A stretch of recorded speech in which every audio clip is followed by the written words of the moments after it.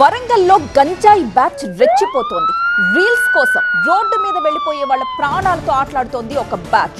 Mills colony PS పరిధిలో రాత్రిపూట ఒంటరిగా వెళుతున్న వ్యక్తులపై అటాక్ చేసి ఆ వీడియోస్ ని సోషల్ మీడియాలో రీల్స్ రూపంలో పోస్ట్ చేస్తున్నారు.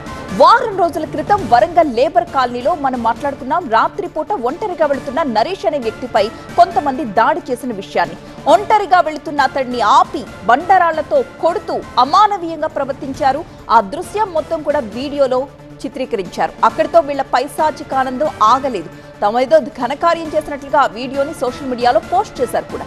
ఇటీవల జరిగిన దాడిలో గాయపడిన బాధితుడు నరేష్ ప్రస్తుతం వరంగల్ ఎంజీఎం ఆసుపత్రిలో చికిత్స పొందుతున్నారు. ఇలాగే ఇదే బ్యాచ్ చేతిలో పడి మరొకరు కూడా గాయపడ్డారు. నెల రోజుల క్రితం ఇదే తరహా ఘటనకు పాల్పడింది ఇదే గంజాయి బ్యాచ్. మిల్స్ కాలనీలో బైక్ పై వెళుతున్న వారిపై గంజాయి బ్యాచ్ బీరు బాటిళ్లతో దాడి చేసి ఆ వీడియోని కూడా సోషల్ మీడియాలో పోస్ట్ చేశారు. ఇవన్నీ తలుచుకుంటేనే స్థానికులు భయపడే పరిస్థితులు వచ్చేశాయి. తాను భోజనం తెచ్చుకోవడానికి వెళుతుంటే అకారణంగా గంజాయి బ్యాచ్ దాడి చేసిందని బాధితుడు నరేష్ వాపోతున్నాడు. వచ్చి బండితో కొట్టి అది కట్టబడి గ్రౌండ్ ఉంటుంది ఇలా తీసుకొని బాగా కొట్టింది. ఎందుకు కొట్టిలు వాళ్ళు నీకు తెలుసా? ఎందుకు కొట్టిలు? రెండు కాళ్ళు కొట్టింది. గంజా తాగుతారు, బీర్లు బిర్యానీ గంజాయి వచ్చి గ్రౌండ్లో తాగుతారు.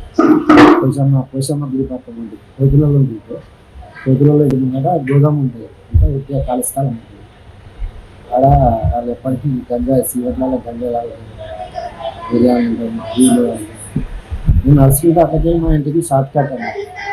ఆ నుండి దిగితే మా ఇల్లు వాళ్ళు అప్పుడే నాకు ఎదురుగా వస్తారు, రాంగ్ రూట్లో వస్తారు. మా రెండు మాలు నేను ఎవరో వచ్చాను అవుతున్నా లైట్ కొట్టేస్తే లైట్ బండి ఆపిన రూట్లంటే వాళ్ళని చూసుకుంటాను. మిగతా వాళ్ళు తీసుకుపోయి బండి ఒక బండి అనబెట్టి ఒక బండి మీద తీసుకుపోయి గ్రౌండ్లో పడేసి దాడి చేసిన నిందితులపై కఠినంగా చర్యలు తీసుకోవాలని కోరుతున్నారు కుటుంబ సభ్యులు. నైట్ కనగలుగుతా అంటే అన్నం తెచ్చుకున్నామని బయటికి వెళ్ళారు సార్.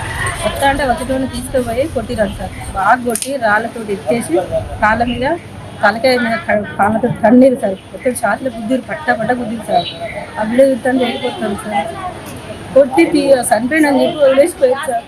4 రోజులు ఇంట్లోనే ఉన్నాడు. ఆ మూరలో పడేసిపోయారు. మున్సిపాలిటీలు వచ్చి తీసుకొచ్చి అక్కడ పడుకోబెట్టింది సార్. మాకు తెలియదు, 4 రోజులు తెలిసింది సార్. అంబులెన్స్ మాట్లాడుకొని బెడ్షీట్ పట్టుకొని తీసుకొని వచ్చి అలా వేసింది సార్. తీసుకొచ్చి ఎంఎంలో అడ్మిట్ చేసినాం సార్.